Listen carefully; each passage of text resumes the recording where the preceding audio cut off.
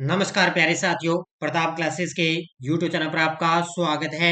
आज है 27 जून 2024 और 27 जून 2024 के जितने भी इंडिया और वर्ल्ड के जो करंट अफेयर्स के क्वेश्चन बनते हैं, आज उनका अपने डिस्कशन करेंगे। पूरा वीडियो ध्यान से देखना और लास्ट में आपसे क्वेश्चन पूछूंगा जिनके जवाब आपको कमेंट बॉक्स में देना होगा। आज अपने पढ़ेंगे चांद के अंधेरे हिस्से से मिट्टी लाने वाला पहला देश, वनडे में लगातार शतक लगाने वाली पहली भारतीय महिला और 64वीं अंतर्राष्ट्रीय चीनी संगठन परिषद की बैठक कहाँ हुई, इनकी आज हम चर्चा करेंगे पूरे लेटेस्ट न्यूज के साथ में। डेली आपको सुबह मेरी 6:30 पर ये लाइव क्लास मिलती है पूरे फैक्ट के साथ में। तो सारे विद्यार्थी एक बार सेशन को लाइक शेयर करेंगे और जो साथी हमारे इस चैनल पर नहीं है तो जरूर आप चैनल को सब्सक्राइब करें और इसके पास लिए बेल आइकन का घंटा दबाएं ताकि हम जैसे वीडियो अपलोड करें उसका नोटिफिकेशन आप तक पहुंच जाएगा। तो सभी साथियों को गुड मॉर्निंग। स्टार्ट करते हैं आज 27 जून 2024 की करंट अफेयर्स की क्लास। सबसे पहले हम कल के क्वेश्चनों को रिवाइज करेंगे। तुर्की के अंताल्या में आयोजित आर्चरी विश्व कप 2024 के तीसरे चरण में भारत ने यहाँ पर 4 पदक जीते। ब्रिक्स खेल 2024 में भारत को पदक तालिका में कौन सा स्थान मिला? 8वां स्थान। AFMS के 4 अधिकारियों ने फ्रांस के सेंट ट्रोपेज में 43वें विश्व चिकित्सा एवं स्वास्थ्य खेलों में कितने पदक जीते? 32। उत्तरी अटलांटिक संधि संगठन के महासचिव पद पर किसको नियुक्त किया जाएगा? तो मार्क रूटे को। दुनिया का पहला एशियाई राजा गिद्ध संरक्षण और प्रजनन केंद्र कहाँ प्रारंभ होगा? तो उत्तर प्रदेश में। भूमिगत कोयला गैसीकरण के लिए भारत की पहली पायलट परियोजना कहाँ शुरू की गई? झारखंड। किसने वन वीक वन थीम अभियान शुरू किया? तो डॉक्टर जितेंद्र सिंह हैं। किस राज्य ने प्रदेश के सभी जिलों में एक PM कॉलेज ऑफ एक्सीलेंस की स्थापना को मंजूरी दी? तो ये दी है मध्य प्रदेश की सरकार ने। किस राज्य के राज्यपाल ने gateway to the sea historic ports and docks of Mumbai region नामक पुस्तक का अनावरण किया? तो ये किया है महाराष्ट्र के राज्यपाल ने। ये थे कल के क्वेश्चनों का रिवाइज हमने कर लिया। टेस्ट आपको कंटिन्यू दिया जा रहा है बढ़िया तरीके से। ये अपनी वार्षिक करंट की टेस्ट सीरीज है, इसमें आपको पूरा एक साल का करंट आपको कंटिन्यू मिलता रहेगा। तो ये टेस्ट सीरीज आप ज्वाइन कर सकते हो प्रताप क्लासेस से ऐप डाउनलोड करके, वहां से टेस्ट सीरीज ज्वाइन कर सकते हो। तो स्टार्ट करते हैं आज की करंट अफेयर्स की क्लास। पहला क्वेश्चन आपके सामने और बड़ा ही गजब का ये क्वेश्चन है, पक्का ही एग्जाम के अंदर टपकेगा। हाल में चांद के अंधेरे हिस्से से मिट्टी लाने वाला पहला देश कौन सा बना है? तो धीरे धीरे भारत है, चाहे चीन मान लो, अमेरिका देश मान लो, कोई भी अलग अलग देश है ये, तो ये अलग अलग इन्होंने चांद पर इस प्रकार परीक्षण करने जा रहे हैं। एक एक चांद पर क्या क्या कुछ है ये सभी चीजें यहाँ पर पता लगाएंगे। और पिछली बार आपको पता होगा भारत की तरफ से चंद्रयान 3 है, उसने दक्षिणी ध्रुव पर वो है लैंडिंग की। अब वहां पर पता लगाया जाएगा धीरे धीरे। और अब चांद के अंधेरे हिस्से से मिट्टी लाने वाला पहला देश बन चुका है चीन देश, यानी कि चीन ने एक परीक्षण किया है। ये देखो तस्वीर में इसने क्या किया है, भी चांद का जो चांद ना वहां पर इसने क्या वहां से मिट्टी उठाई है और मिट्टी लाने वाला, मिट्टी वहां से लेकर अपने पास आया है। तो ऐसा करने वाला पहला देश कौन सा बन गया?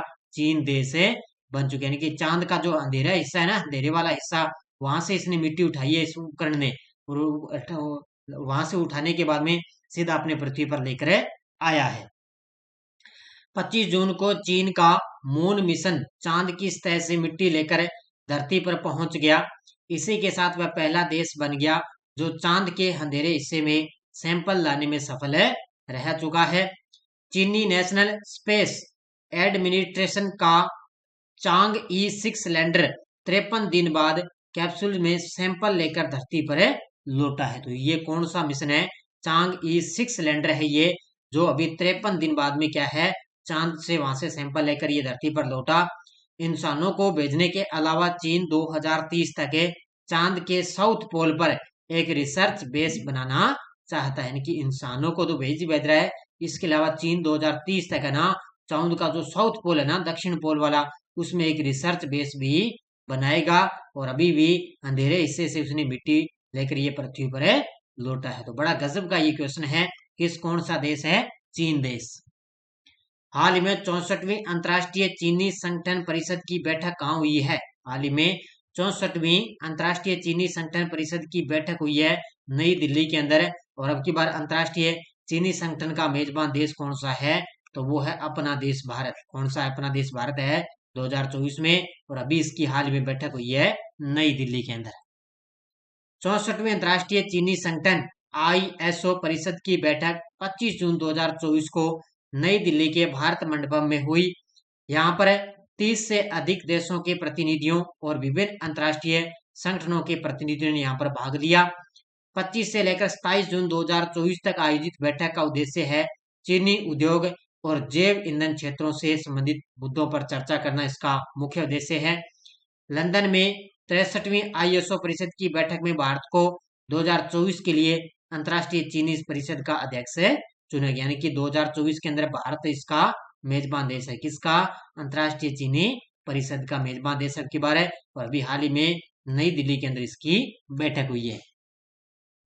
हाल में भारत ने अंडर 17 एशियाई कुश्ती चैंपियनशिप 2024 के अंदर कितने पदक जीते हैं? हाल ही में भारत ने अंडर 17 एशियाई कुश्ती चैंपियनशिप 2024 के अंदर कितने पदक जीते? तो भारत ने यहाँ पर टोटल 11 पदक जीते हैं। ये तस्वीर में आप देख सकते हो। किसके अंदर? अंडर 17 एशियाई कुश्ती चैंपियनशिप के अंदर कितने पदक जीते? 11 पदक जीते हैं। भारतीय पहलवान ने अंडर 17 एशियाई कुश्ती चैंपियनशिप 2024 के समापन पर 11 पदक के साथ अंत किया है। यहाँ पर 4 स्वर्ण पदक जीते, 2 रजत और 5 कांस्य पदक जीते हैं। यह आयोजन 22 से लेकर 24 जून 2024 को अमान जॉर्डन में इसका आयोजन हुआ।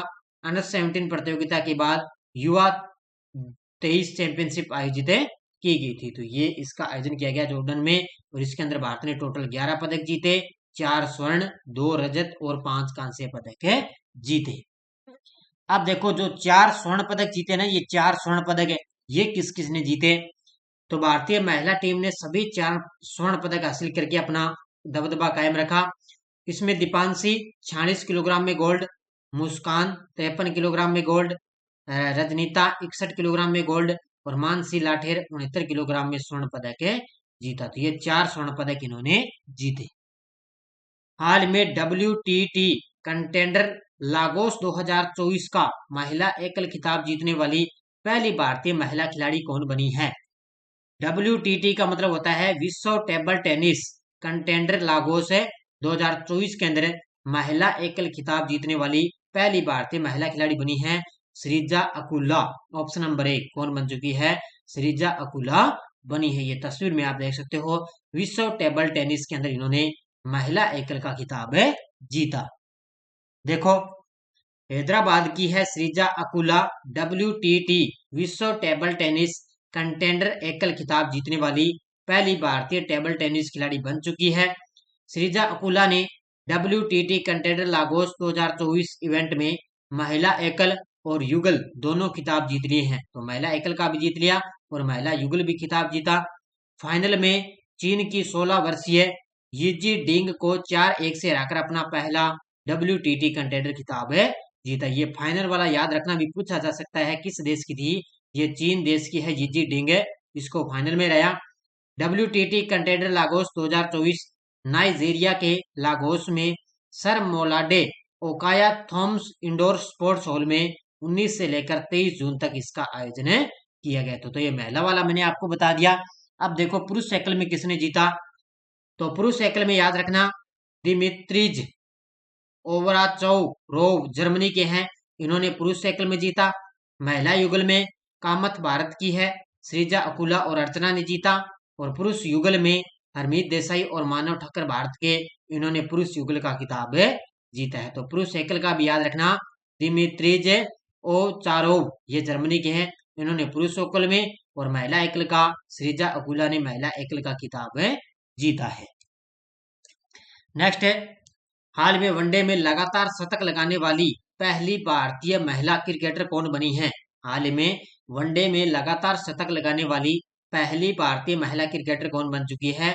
तो वो बन चुकी है स्मृति मंदाना। कौन बन चुकी है? स्मृति मंदाना सबसे ज्यादा शतक लगाने वाली भारतीय महिला क्रिकेटर बनी। 2 नंबर पे है जया शर्मा, 3 नंबर पे है मिताली राज और 4 नंबर पे है पूनम राउत। ये क्रम आपको याद रखना है। 1 नंबर पे कौन है? स्मृति मंदाना।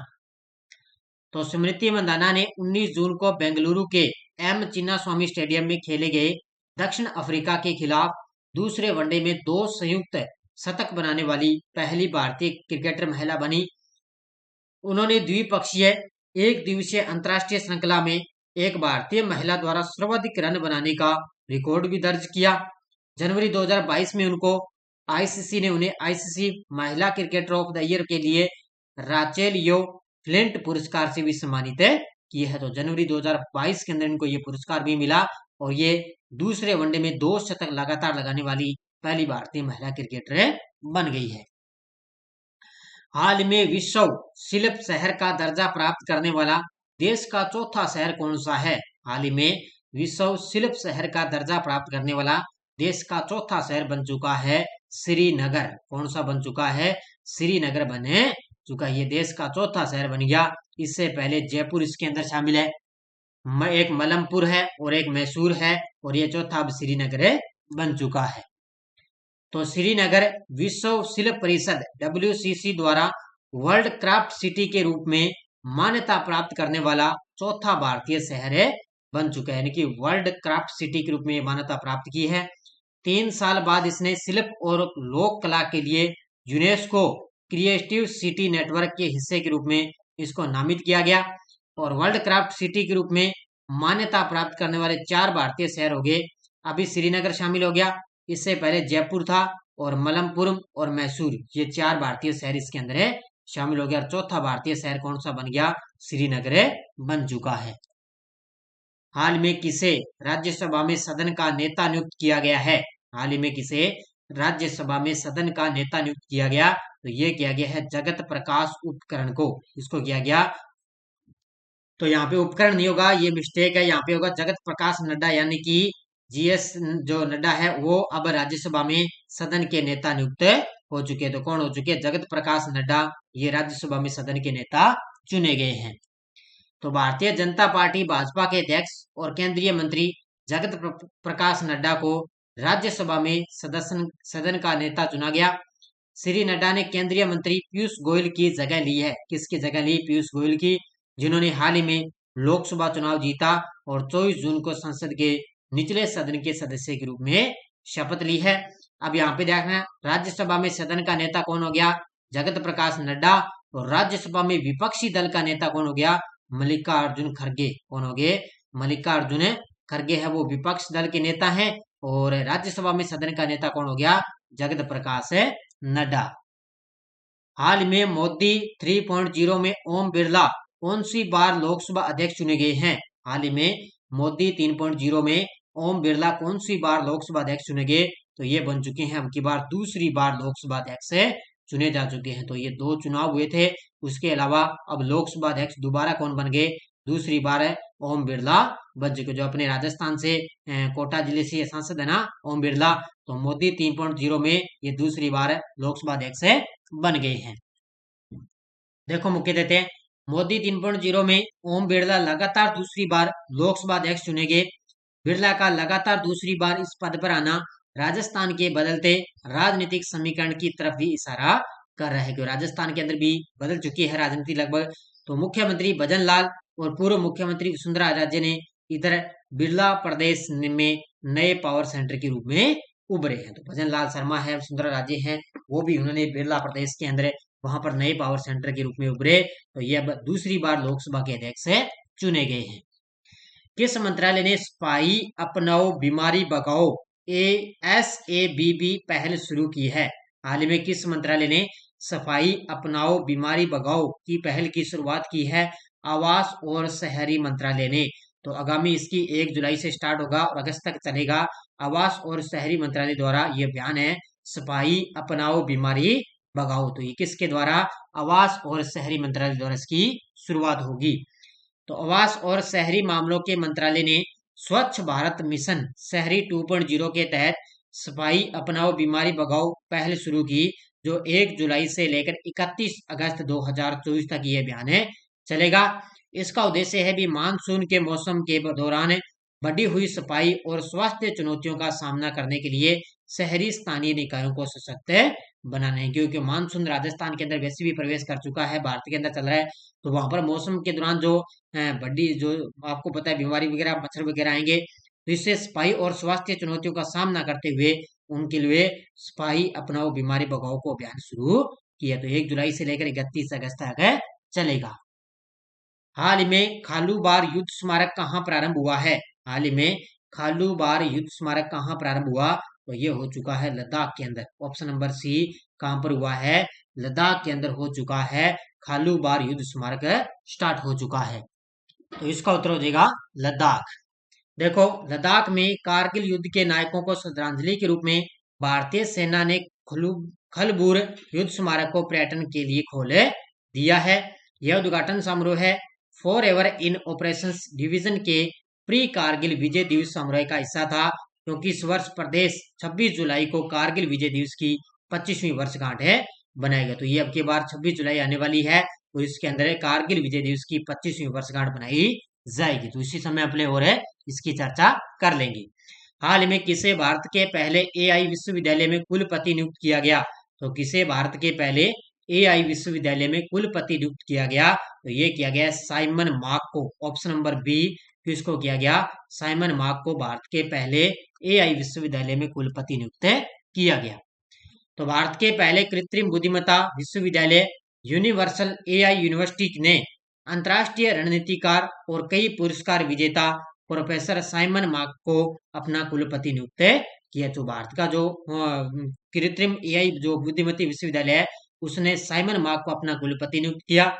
मार्क भारतीय संस्थान के संस्थापक कुलपति के पद पर नियुक्त होने वाले वो पहले गैर भारतीय बने चुके हैं। तो इस पद पर वो नियुक्त होने वाले पहले भारतीय गैर भारतीय व्यक्ति बन चुके हैं।